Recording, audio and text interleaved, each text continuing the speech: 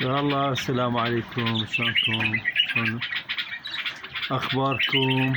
صار هواي مناشر اخوتي الاعزاء بسبب ظروف العمل. طبعا كل ما المجال الصيد، وانا اكثر شي هوايتي هي البلابل. البلابل بهالوقت هذا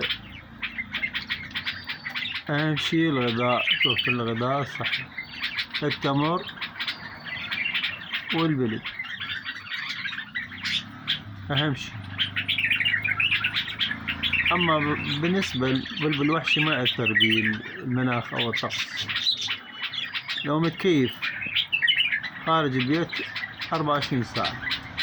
بس الحيوان اذا يعني الطير اذا داخل البيت والطلعة لا راح يتمرض الحيوان 100%. هاي نصيحة المربين البلابل، اذا داخل البيت لا يطلع الا الطقس مشمس، الا الجو شوي يكون مشمس.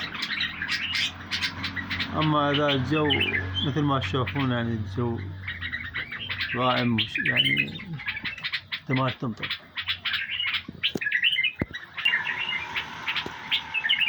والعلم عند الله. الجو مغيم اليوم.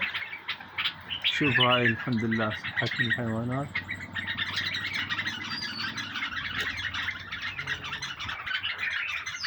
ما شاء الله لا قوة الا بالله.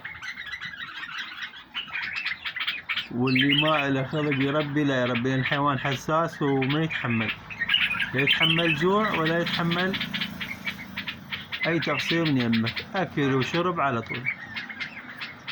وتحياتي لكل المشتركين، ربي يحفظكم ان شاء الله. اعتذر منكم عن تقصيري.